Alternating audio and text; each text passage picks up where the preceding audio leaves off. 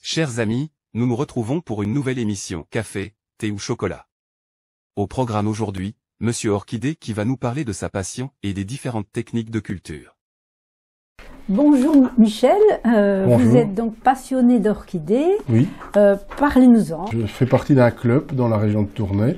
Je suis ce qu'on appelle un orchidophile, donc qui cultive, qui collectionne les orchidées. J'en ai actuellement 65 chez moi, de toutes espèces et d'origines différentes. Ceci est ma Bible. Le groupe des orchidées contient 25 000 espèces et 865 genres. Le nom vient du grec orchis qui signifie testicule.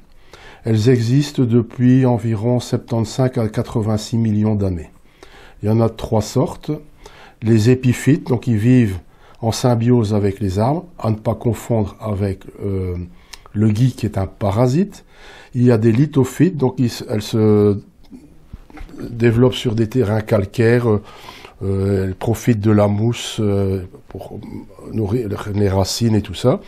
Il y a des terrestres, il y en a en Belgique, une 60, 80, je ne sais plus exactement.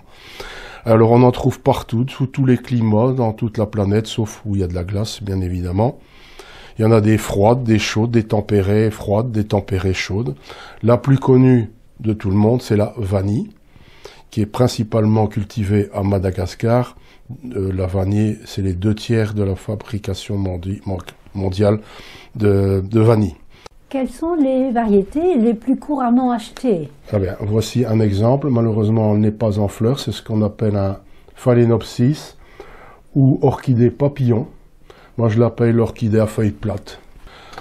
Alors, le positionnement dans la maison, c'est sur une fenêtre ensoleillée, mais avec le soleil du matin ou du soir. Soleil du midi, il faut un voilage. Les feuilles ne doivent pas toucher les vitres. L'arrosage se fait toujours avec de l'eau de pluie, principalement. Celui qui n'a pas d'eau de pluie, il peut, la veille d'arroser ou de bassiner, récolter de l'eau du robinet et laisser de fait partir, s'évaporer le chlore. Les soins à leur apporter, les maladies les plus courantes, malheureusement, celle-ci, on en voit un petit peu. La plus courante, c'est quand il y a comme de la glu ou qui colle, ce sont les cochenilles. Les cochenilles, ça se remarque par un produit collant sur les feuilles, comme on voit ici, le luisant. Et si on regarde bien, les toutes petites trucs blancs, ce sont des cochenilles vivantes. Comment est-ce qu'on les traite? Eh bien, avec de l'eau savonneuse, on frotte et ça les décolle. Et le savon, en réalité, recouvre la carapace de la cochenille et la tue. Parlez-nous aussi du pot. Le pot est transparent. Voilà, le pot est transparent. C'est pas pour la beauté, c'est pour voir la couleur des racines. Quand une racine d'orchidée phalaenopsis est verte comme la couleur des feuilles, on n'arrose pas. Quand elle est toute blanche, on arrose. Alors, est-ce qu'on arrose ou est-ce qu'on bassine? Voilà. Arroser, bon, vous prenez de l'eau à température ambiante, vous arrosez. Le bassinage, vous mettez l'eau dans un bassin, vous prenez l'orchidée, vous la plongez dedans pendant un quart d'heure, et puis vous laissez égoutter sur un support X pour que les racines sèchent. Et on doit faire ça combien de fois? À quel... Ça dépend des pièces. Moi, je suis en plein nord, donc j'arrose pas si souvent que ça. Tous les 15 jours, mais si on chauffe plus, il faut arroser plus. Faut-il mettre un cache-pot? Le cache-pot, pour madame, chez moi, elle aime bien que je mette un cache-pot parce que c'est plus joli. Seulement, comme je lui ai dit, on ne voit pas les racines. Alors qu'est-ce qu'on fait? On ressort le pot du cache-pot, on vérifie les racines. Elles sont vertes, on remet et on voit la semaine suivante. C'est suffisant. Ah, jamais plus qu'une fois par semaine. Ah non, pas plus, sinon vous allez faire pourrir les racines. Alors, faut-il mettre de l'engrais? Ah, bien sûr. Il faut mettre de l'engrais une fois par semaine, à l'équivalent de 1 gramme par litre pour toutes les orchidées. Les cymbidiums, c'est des grandes orchidées dans des pots très hauts, avec des grandes tiges avec plein de fleurs. Et là, c'est les cymbidiums qu'on trouve en jardinerie. Il faut 4 fois la dose des autres orchidées. Que faire aussi après la floraison? 3 écoles. Donc ici, c'est un exemple. Donc les cannes ont défleuri. J'ai laissé pousser les futures fleurs. Quand elles fleuriront, elles seront plus petites que les originales. Maintenant, la deuxième école, on compte le nombre d'yeux. Au troisième, plus 1 cm, on coupe. Et ça, ce que je vais dire ici, c'est voilà pour toutes les orchidées. Quand on coupe, on prend un morceau de charbon de bois et on cautérise. C'est pour éviter que des pourritures n'entrent dans la tige florale. Si vous coupez à 3 yeux plus 1 cm, la taille des fleurs sera identique. Moi, je préfère des fleuris en coupe à ras. Pourquoi? En coupe à ras, la plante va entrer en dormance. Elle va se régénérer pour refaire de nouvelles et futures tiges de fleurs. Tout en laissant les feuilles. Ah, on ne touche pas aux feuilles. Maintenant, quand on coupe, on enlève les tuteurs. Parce que c'est pas joli. Et en plus, si on s'abaisse, on peut se blesser à l'œil. Voilà. Et alors les cymbidiums, c'est une autre variété? C'est une autre variété, oui. Plus facile à cultiver? Alors, disons que si on veut la voir en fleurs, il faut suivre le conseil que je vais vous donner. On attend les seins de glace, donc au mois de mai, 11, 12, 13, si mes souvenirs sont bons.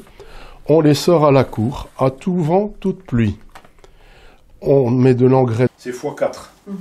C'est 1 gramme par litre. Et là, c'est 4 grammes par litre, toutes les semaines. Et à la cour, jusqu'au début des gelées, si vous ne faites pas ça, il n'y a pas de floraison.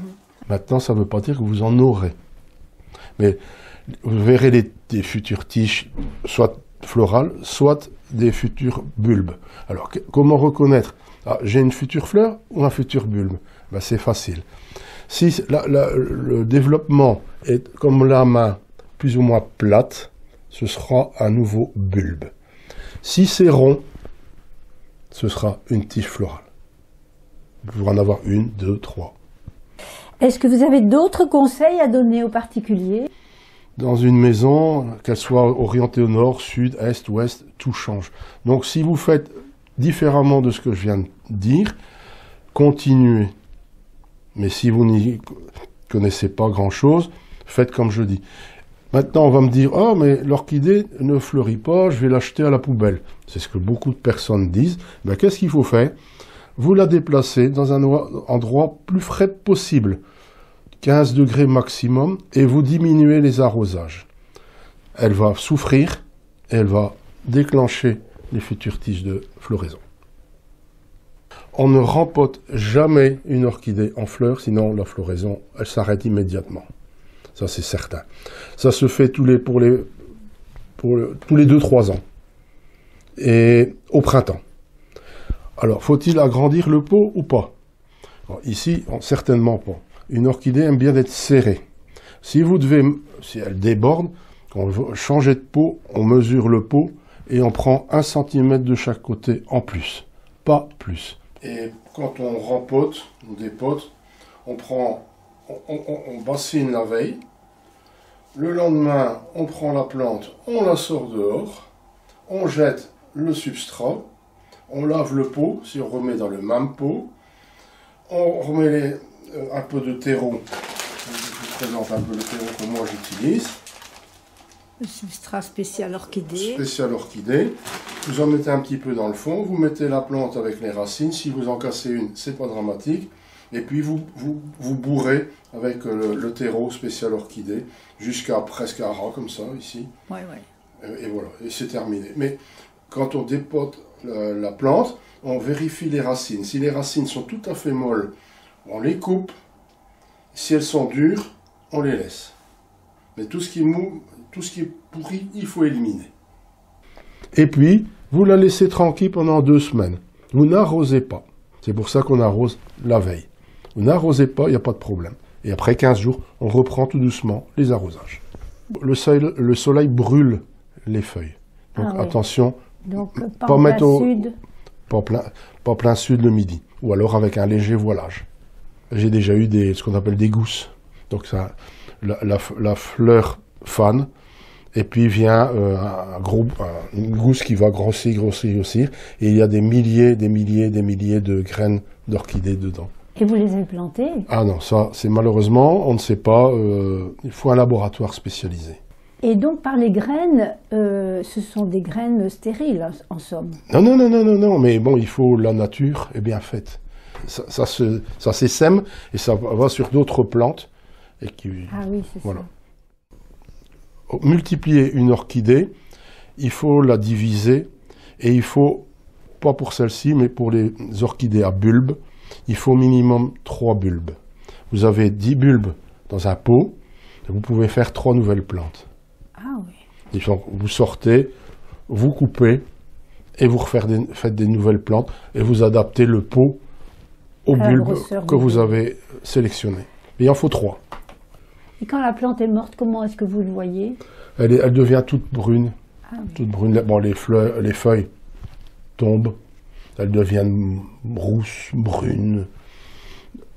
Coupez une feuille brune, coupez-la. De toute façon, elle est morte. Donc, voilà. Ben, merci beaucoup, c'est très intéressant. Ben, j'espère avoir été... J'espère que ça va aider d'autres personnes à C'est le but. C'est le but. garder leurs orchidées en Voilà. Et bon surtout état. pas les jeter systématiquement. J'ai plus de fleurs, on les jette. Non, il y a toujours moyen. Bougez-les de place.